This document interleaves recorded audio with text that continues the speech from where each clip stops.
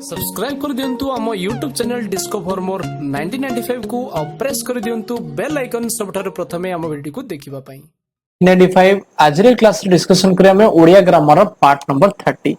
जोथरे के में basically discussion करिबा क्रियाहीन रूढी जो हमें पढुतिल ताकू हमें पार्ट को कंटिन्यू करिबा आज रे पार्ट नंबर 30 रे हमें क्रियाहीन रूढी रो कंप्लीट फिनिश करी नबा तो वेस्ट टाइम वेस्ट करबानी फटाफट हमें क्लास टी को आरंभ कर नबा तो बोले आज रो क्लास रे डिस्कशन करिबा हमें क्रियाहीन रूढी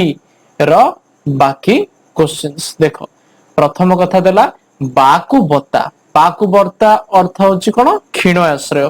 जेंति कि हमें कहूचे महाबात्य अंचल रे मुंड गुंजीबाकू लोक माने तयारी करिथिबा झाटी माटी रो घर गुडी को बाकु बत्ता परे अर्थात जो समय आम पाखरे किछि न थाए बा किछि सहाय्य न थाए सेते बेले गोटे क्षीण आश्रय मध्य आम पई बहुत इंपोर्टेंट होइते जोडा कि कहूचे हमें कोन बाकु बत्ता बुझेला नेक्स्ट देखिबा बापरान ढिंकी गिळबा बाध्य करिबा मु तो ए काम करि पारिबिनी बोली बारंबार कहली मते बापरान ढिंकी गिळ कथा कहूच काहेकी अर्थात जो काम करिया पे म असमर्थ से कथा जदि मते बारंबार बाध्य करा जाए तार अर्थ होची बापरान ढिंकी गिळ नेक्स्ट देखिबा बाहाघर बेले बाईगण रुआ बा एला सब बेले हमें पिलाळे सुन बाहाघर बेले बाईगण रुआ करिबा अर्थात आगुरु जो कार्य पे प्रस्तुत हवा कथा से समय प्रस्तुत न होई कार्यटी को हमें शेष मुहूर्त रे आरंभ करिबा बुझेला जेंति कि परीक्षा बेले बही किना बाहागर बेले बाईगण रुआ सहित समान अर्थात परीक्षा पे हमें प्रस्तुत बहु पूर्वरु करिबा कथा किंतु शेष समय रे बा शेष मुहूर्त रे हमें कार्य आरंभ करिया को कोन कहवा जाय बाहागर बेले बाईगण रुआ बोली कहवा जाय नेक्स्ट देखिबा बाघ घरे मिरिग नाट बाघ घरे मिरिग नाट अर्थात मुरबी अनुपस्थित रे विशृंखला सृष्टि करिबा घरे बापा नथिबारु मुन्ना घर को पकाउछि उठाउछि ए तो बाघ घरे मिरिग नाट चलछि अर्थात जतले घरे होंतु बा गोटे समाज रे गोटे मुख्य लोकंकर बा मुरबी जी मुख्य लोक रो अनुपस्थित रहे सेतेबेले बहुत प्रकार विशृंखला सृष्टि होते सेति पई कहवा जायछि जे बाघ घरे मिरिग नाटर अर्थ होछि मुरबींकर अनुपस्थित रे विशृंखला सृष्टि करिबा नेक्स्ट देखिबा बिराडी वैष्णव बा बक धार्मिक जेमति बिराडी वैष्णव बा बक धार्मिक उभयर अर्थ होछि ठक धर्म प्रचार नारे अनेक बिराडी वैष्णव साधु रूप रे हम समाज रे बुलुचंती अर्थात बहुत हमें समाज रे बहुत जगह रे माने देखिबा को पाउचे कि बहुत सारा बक धार्मिक बा बिराडी वैष्णव बा ठक माने साधुंक बेसरे बुलु चंती नेक्स्ट देखिबा बोझ ऊपर नलिता बिड़ा अर्थात दुख ऊपर दुख बुझेला बोझ ऊपर नलिता बिड़ा होची दुख ऊपर दुख नेक्स्ट देखिबा रांडीपो अनंता लंगला कटुरी एवं चारि दौड़ी कटा ए तीनोटी जाकर अर्थ होची शासन बाहरे बा अनायत बा जी शासन बाहरे बा अति दुष्टामी जाहाको हमें बोली कहि परिबा तार घर द्वार भाई बंधु माया ममता बोली किछि नै से रांडीपु अनंता पर बुलुछि अर्थात ए तीनोटी जाकर अर्थ रांडीपु अनंता लंगड़ा कटुरी चारि दौड़ी कटा यार अर्थ होछि अनायत बा जी आयत भितरे नाही आउ एवं शासन बाहरे ये होछि तार पॉइंट गुडा या पर बेसिकली क्वेश्चंस पढुछि क्वेश्चंस डिफिकल्ट नै but you have to remember this कने या भितर ही 90% प्लस क्वेश्चंस हमर कोन आसी जाउछि नेक्स्ट देखिबा नेक्स्ट क्वेश्चन कोन हैला हाथ बार ई होची क्रियाहीन रूढी रो प्लने दीटा पॉइंट थिला सेति में हमको इंक्लूड कर देछि यार नेक्स्ट टाइम कोन पढिबा क्रिया युक्त रूढी विषय पढिबा देखो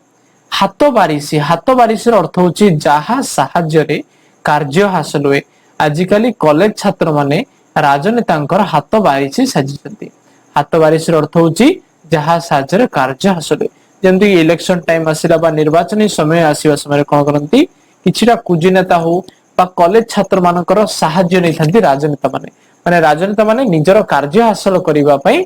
कॉलेज छात्र मानकर सहाय्य नै थांती आको कोन कह जे हाथ पारिसी तापर देखिबा हुंका पिटा अर्थ किछि न बुझी हठात काम रे लागि जिबा तांकर हुंका पिटा नीति तांका विफलतार कारण बा किछि न बुझी न सुनी जदि आमे हठात गोटे काम रे लागि जाउछे ताको आमे कोन कहउछे हुंका पिटा बोली कहउछे। तो वर्तमान आजिर एठी सरी गला हमर कोन ना क्रियाहीन रूढ़ी। एबे वर्तमान में पढ़िबा क्रिया युक्त रूढ़ी बा जो पद संगति रे क्रियार संयुक्ति रहिछि बा क्रिया थाए ताको हम कोन कहउछे जे क्रिया युक्त रूढ़ी। देखो केमते ऑप्शन क्वेश्चन देखिबा अहंता रखिबा बा अकस रखिबा अर्थात प्रतिहिंसा मनोभाव पोषण करिबा। साधु लोकंक प्रति अहंता रखिले किछि फल हुए नाही। अहंता रखिबा बा अकस रखिबार अर्थ होछि प्रतिहिंसा मनोभाव पोषण करिबा।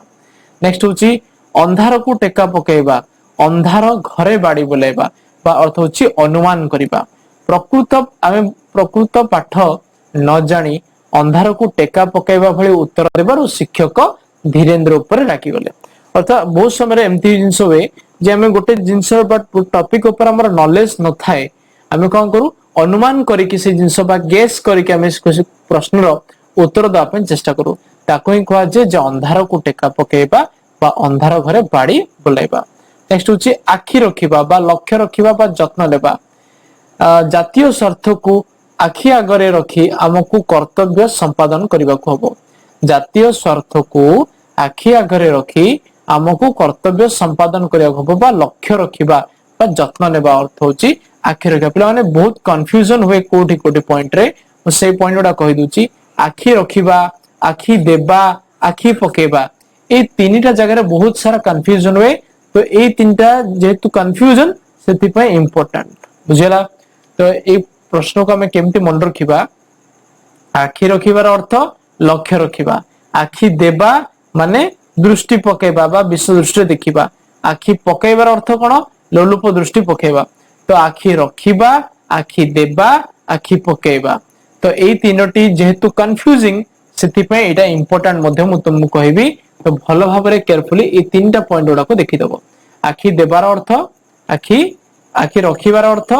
ना लक्ष्य रखिबा। आखि देबा बा दृष्टि पकेबार अर्थ होची विश्व दृष्टि देखिबा बा लोभ करिबा। एमति कि परद्रव्य प्रति आखि देबा बा दृष्टि पकेबा ठीक नुहे। आखि पकेबार अर्थ होची लोलुप दृष्टि बा लोभ दृष्टि देखिबा। चोरटी से घरटी ऊपर आखि पकेलानी माने किछिरा मंद उद्देश्य अछि बा लोलुप दृष्टि अछि। ए तीनटा पॉइंट कंफ्यूजिंग रहउची ताको केयरफुली देखियो।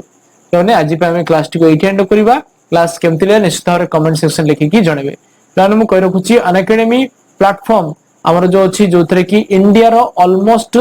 कोन इंडिया रो समस्त एग्जामिनेशन पे एठी प्रिपरेशन होउची। सीएसएस एग्जामिनेशन हो बा ओपीएस एग्जामिनेशन हो जे कोनस एग्जामिनेशन नीट हो जेई हो एवरी काइंड ऑफ एग्जामिनेशन पे एठी कोन होउची ना क्लासेस कंडक्ट करा जाउची। एठी तुम देखि परछंती मंथन बीएड रो course paper 1 arts and science paper 2 science रो बहुत सारा टीचर्स हमर अवेलेबल अछंती जो माने भलो पढौचंती। मु पिला माने तुम गोटे कथा बारंबार कहूची सजेस्ट करूची फास्ट ट्राई फ्री क्लासेस यदि तुमको सैटिस्फाई लागे तमे प्लस कोर्सेस रे मध्ये जॉइन करि परिबो। एवं जदि प्लस कोर्स रे जॉइन करूचो कोर्स फी रे तुमको मानक पई मु डिस्काउंट भी नहीं आसी जोडा कि होची 10% ऑफ केमिति जो तळे रेफरल कोड थिबो रेफरल कोड रे जदि तमे प्रसाद लाइफ कोड को व्यवहार करूचो प्रसाद लाइफ कोड को व्यवहार करूचो तुमको इंस्टेंटली 10% ऑफ मिले जो। फॉर एग्जांपल यदि ईयरली ओपीएससी रो कोर्स फी जदि 7000 अछि 10% ऑफ हेले तुमको 700 मिल दिबो डिस्काउंट जोडा कि 6300 रुपीस तुमको पे करिया पे पड़िबो। तो मु गोटे इंसो सजेस्ट करबी फ्री क्लासेस अटेंड करो जदि भल लागुची ताले तुमे पेड कोर्सेस को मध्य जॉइन करि परिबो। तो बस आज पे एति की। So thank you guys for watching this video. Take care and bye bye.